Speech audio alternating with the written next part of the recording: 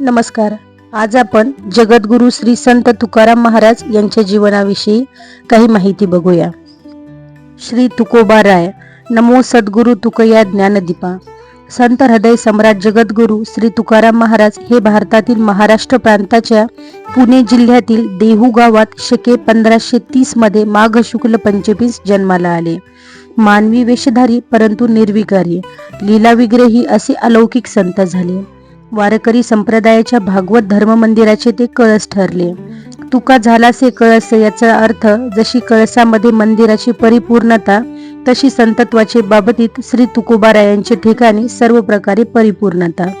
असे महाराष्ट्रीय संत मादियाळीमध्ये श्री तुकोबारायांचे स्थान अनन्य असे आहे.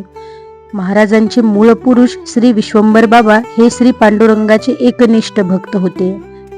महाबळेश्वराच्या पायथ्याशी प्रसिद्ध अशा जावळी खोऱ्यात चंद्रगुप्त मौर्यांचे हे तेजस्वी असे क्षात्र घराणे पुढे मोरे या नावाने रूढ झाले. मराठ्यांच्या आपसातील वैरास कंटाळून जावळीची देशमुखी सोडून श्री विश्वंभर बाबा देहूस आले. त्यांची पांडुरंगाची निस्सीम भक्ती होती. महिन्याची वारी होती.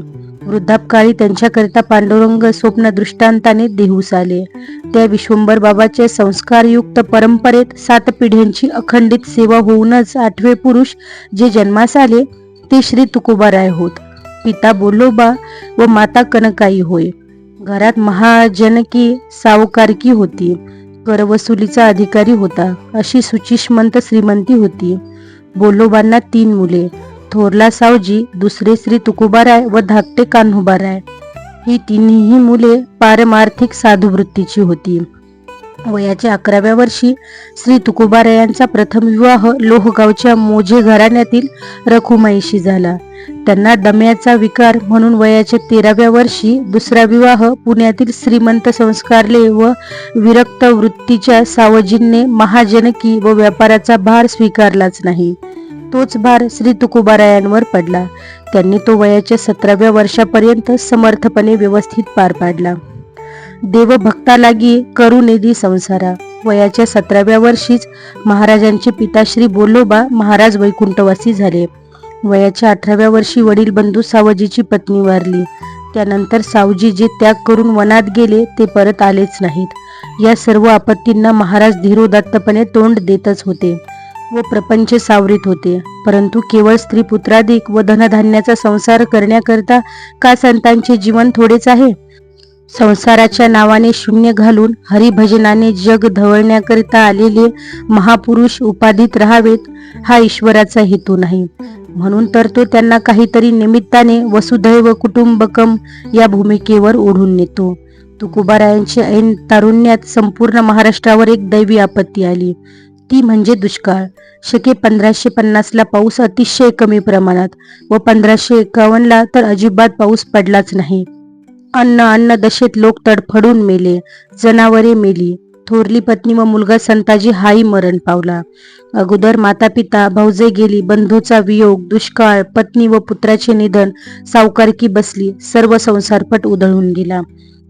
लोकांचे हाल पाहून श्री तुकोबारायांचे संस्कारी मन हळवे बनले. हृदयद्रावक आक्रोशाने सावकारी वृत्ती केव्हाच नष्ट होऊन येतो हिताचा कळवळा हे संत हृदय विकसित झाले. संपूर्ण ऐहिक जीवनाची आशा निघून गेली. शके 1552 तर अतिवृष्टी होऊन उरले सुरले सर्व नष्ट झाले. आपल्या संसाराचे काय, यापेक्षा जगाच्या संसाराचे काय, यांच्याकडून सावकारकीचे काहीही वसूल करायचे नाही. या सर्व गोष्टींचा संकेताचा प्रेरक कोण? या सर्व चिंतनाने उद्विग्न झालेले श्री तुकोबाराय दृश्याच्या पलीकडे असलेल्या अदृश्य ईश्वराची उत्कंठा वाहून त्यांनी देहू सोडली व अज्ञात स्थळी श्री क्षेत्र भीमगिरीवर कोणालाही माहिती न होता निघून गेले. कोणे गावी आहे सांगा हा विठ्ठल. सर्व बाबतीत उदास होऊन भीमचंद्राच्या दरीत विठ्ठलाचा शोध घेत फिरू लागले. दिव्य शक्तीचा, प्रेरकाचा, सूत्रधाराचा शोध घेत होते. कोण आहे जगन्नियता? पाऊस कोण पाडतो? दुष्काळाचा संकेत कोणाचा? ऐहिक जीवनाचा अंत फक्त मरणातच आहे का? जीवांना प्रेरणा कोण देतो? देव फक्त मंदिरातच आहे का?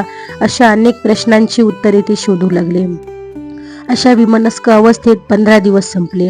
अन्न पाणी नाही. अंगात सर्प विंचू झोंबल्याची जाण नाही. वाघाने जेब घेतल्याचे भान नाही. फक्त ईश्वराचा ध्यास लागला होता. 15व्या दिवशी संपूर्ण जगतामध्ये नटलेल्या जगदीशांचे चिरंतन ज्ञान झाले. निराकार ईश्वराचा तो साक्षात्कार होता. त्यामुळे महाराज आनंदित झाले. नर नारी बाळे नारायण रूपाने प्रतीतीस आली व या दिवसापासून आकाशा एवढा तुका प्रगट झाला. जिजाबाईंनी श्री कान्होबारायास शोध घेण्यास पाठवले. पंचक्रोशीत फिरले, डोंगरदऱ्या शोधल्या, आर्ततेने हाक मारावी. भीमगिरीच्या दिशेने गेल्याचे संकेत मिळाल्यावर भीमगिरीच्या गुहेत ईश्वर चिंतनात मग्न असलेल्या आनंदमूर्तीचे दर्शन झाले. कडकडून मिठी मारली. वहिनीची मुलांची अवस्था सांगितली. घरी चलावे असा आग्रह धरला. त्यांना काय ठाऊक की आपले बंधू सर्व पाशातून मुक्त झाले आहेत. कान्होबारायांच्या आग्रहाने देहूकडे आले खरे, पण आता लौकिक जीवनाचे आकर्षण नव्हते. पोटासाठी संसार करण्याचा संकुचितपणा राहिला नव्हता. दोघे बंधू इंद्रायणीच्या डोहाजवळ बसले. लोकांना जी कर्जे दिलेली होती ती कर्ज खते कान्होबारायांस आणायला लावली व म्हणाले, जनतेला तारण्यासाठी ही कर्ज खाते बुडवायची. कान्होबा, अरे तरच जनता तरेल. कान्होबाराय म्हणाले, तुम्ही विरक्त झाला आहात, मला संसार आहे. महाराजांनी कान्होबारायाचा भाव जाणून 2 समान भाग केले व आपला भाग स्वार्थ जनहितार्थ डोहात बुडविला. कर्जे वसूल केली तर जनता रसातळाला जाईल, ते पुन्हा उठू शकणार नाहीत. केवढीही समाजहिताची उत्तुंगता स्वार्थ ध्यानात न घेता या धनकोने सर्व कर्ज खाते डोहात बुडवून क्रडकोंना कर्जमुक्त केले. देशात पहिली कर्जमुक्ती करणारे श्री संत तुकोबाराय हे आहेत. याला म्हणतात खरा समाजवाद. श्री तुकोबारायांच्या कार्याचा हा प्रारंभ बिंदू आहे. ही कृती म्हणजे एक बीज असून तेच पुढे तुकोबारायांच्या जीवित कार्याच्या रूपाने अंकुरले, मोहरले, फुलले, बहरले व दरवळले आहे. या कृतीभोवती महाराजांचे जीवन परिघभूत झाले. महाराजांच्या जीवनातला हा चमत्कार न समजून येणारा महान चमत्कार आहे. या घटनेतून महाराजांचे चरित्र हाती लागते. कर्ज खाते बुडवणे व लोकांना कर्जातून मुक्त करणे, रंजऱ्या गांजऱ्यांचे दुःख दूर करणे हेच तर खरे संतत्व होय. काही अलौकिक चमत्कार करून जनतेला फसवणे हे महाराजांच्या दृष्टीने कपट ढोंग आहे. ती कर्ज खाते बुडवून ते घरी परतले आणि अखेरपर्यंत अलिप्त राहिले. भंगलेल्या संसाराचा विचार न करता पांडुरंगाचे भंगलेले मंदिर त्याचा जीर्णोद्धार केला. कर्मसाम्य तयशेवर आलेल्या श्री तुकोबारायाचा अनुग्रह करण्यासाठी चैतन्य संप्रदायी श्री बाबाजी चैतन्य स्वतःहून आले व स्वप्नावस्थेत गंगा स्नानास चाललेल्या श्री तुकोबारायांच्या मस्तकावर हात ठेवून त्यांना रामकृष्ण हरी हा सर्वश्रेष्ठ मंत्र दिला. येणेप्रमाणे गुरुकृपा होऊन महाराज परिपूर्ण झाले. नंतर श्री पांडुरंग व भक्तप्रवर नामदेवराय यांनी स्वप्नामध्ये जागे करून विश्वोद्धारार्थ अभंग रचना करण्यास सांगितली. मग वर्षाकाळीच्या मेघाप्रमाणे अमृताची वाणी व ऋषला शुद्ध प्रासादिक वाणीतून प्रसवलेले हे काव्य जनसामान्यांच्या जिव्हाळ्याचे तर ठरलेच, पण पंडितांना आश्चर्यकारक वाटू लागले. पंडितांनी अनंतकाळचे भारताचे हे शब्दधन आपल्या विद्वत्तेच्या बंधनात कोंडून ठेवले होते. ते ज्ञान तुकोबारायांनी अहमन्य पंडितांना जबरदस्त धक्का देऊन, तुम्ही भारवाही आहात, आम्ही अर्थज्ञाते आहोत, अशा प्रकारे मक्तेदारीतून मुक्त केले. ते भगवंत प्रासादिक ज्ञान, माधुर्ययुक्त रसभरीत ज्ञान सर्व जनतेच्या जिभेवर नाचू खेळू लागले. आबाळवृद्ध, माता भगिनी, शेतकरी, व्यापारी सर्व जनता यात सम्मिलित होऊ लागली. याचा अहंकारी पंडितावर विपरीत परिणाम झाला. मंबाजी गोसावी सालोसाली यांनी वाघोलीच्या न्यायमूर्ती रामेश्वर शास्त्रीकडे तक्रार केली. त्यांनी प्रत्यक्ष विचारणा केली असता देवाच्या आज्ञेनं मी काव्य करतो असे महाराजांनी सांगितले. आम्ही भूदेव सांगतो काव्य करू नका व केलेले अभंग दगड बांधून इंद्रायणीच्या डोहात बुडवावे ही आज्ञा केली. ती आज्ञा शिरसावंध्य मानून दगड बांधून ते डोहात बुडवले. उदकी रक्षिले कागद चुकविला जनवाद. वह्या बुडवल्याची खेद नाही, पण आता अभंग रचना करा सांगणारा देव आता कुठे गेला? कसला देव व कसली तुमची भक्ती? थोतांडा आहे. मग देवाविषयीच्या नास्तिकवादी घालून अस्तित्व सिद्ध करण्यासाठी व भक्तीच्या महत्व जनतेच्या व पंडिताच्या लक्षात आणून देण्यासाठी श्री तुकोबारायांनी त्याच डोहाच्या तीरावरील एका शिळेवर अनुष्ठान मांडले. अन्नपाणी वर्ज्य केले. 13 दिवस महाराजांनी हे निश्चक्र केले. तेव्हा देवाचा धावा केला. 14व्या दिवशी सकाळी भगवान बालवेशात प्रकट होऊन दर्शन दिले. सदुगदित कंठाने त्यांनी पांडुरंगास मिठी मारली. पांडुरंगाचा साक्षात्कार प्रगट दर्शन महाराज आनंदित झाले. पांडुरंगाने दगडासहित तरलेल्या वह्या दाखविल्या. बुडविणाऱ्यांना दृष्टांत दिला. अनुयायी, ग्रामस्थ, विरोधक धावत आले. पाण्यात 18 दिवस सुरक्षित राहिलेली काव्य त्यांनी पाहिले. तेव्हा हे अजरामर काव्य असून आपण महाराजांचा जो छळ केला त्याबद्दल सर्वांना पश्चाताप होऊन सर्वजण महाराजांचे भक्त बनले. रामेश्वर भटांनाही प्रचिती आली. अभंग दर्शनात त्यांच्या अंगाचा दाह शांत झाला. तोही अनुयायी भक्त बनला. ही सर्व कीर्ती ऐकून विरक्तीचा अनुभव येऊन छत्रपती शिवाजी राजेही भक्त बनले. कीर्तन श्रवणास येऊ लागले.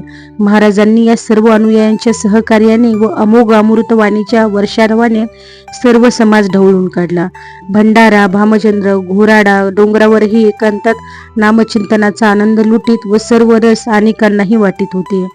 जाळूनी संसार फकीर झालेले या महात्म्याची अवस्था समजून धर्ममूर्ती जिजाबाईने महादेव, विठ्ठल, काशी, भागीरथी 4 लेकरांचा सांभाळ करीत श्री तुकोबारायांना असेल त्या डोंगरावर जाऊन शोधून जेवण घालावे व मगच आपण जेवावे अशी पतिसेवा निष्ठेने केली. त्या सेवेनं भारावून देवाने तिलाही दर्शन दिले आहे. महाराजांनी स्वतः भक्तिरसाचा आनंद लुटला व जनतेलाही दिला. आपुल्या माहेरा जाईन मी आता. संत या लोकांत केवळ धर्मासाठी अवतार घेतात व आपले कार्य पूर्ण झाल्यावर कोणताही मोह न धरता निजधामास जातात. केवळ 21व्या वर्षात आपल्या कीर्तीचा सोहळा भूमंडळी व वैकुंठातही गाजविला. एकनिष्ठ गुरुभक्त निळोबारायांनी श्री तुकोबारायांचे कार्य आरतीमध्ये सुंदर गायले. अवधूत वर्तक श्री तुकोबाराय सर्व प्रपंच रचना भोगून त्यागतो अनुपाताच्या ज्वालामुखीमध्ये देहबुद्धीचे हवन केले. वैराग्याची निष्ठा प्रकट करून दाखविली. अहंता ममता घालवून निज शांतीला वरली. हरिभक्तीचा महिमा विशेष वाढविला. विरक्ती व ज्ञानाचा ठेवा उघडून दाखविला. जगाला उद्धाराकरिता उपाय सुचविला. निंदक दुर्जन यांचा संशय दूर केला. 18 दिवस पाण्यात असलेल्या अभंगवह्या कोरड्या अशा दाखविल्या. अपार काव्य निर्माण केले. कीर्तनाने श्रवणाने जनतेचा उद्धार केला. बालवेशात देवाने दर्शन दिले. विधीचा जनिता आठवणी दिला.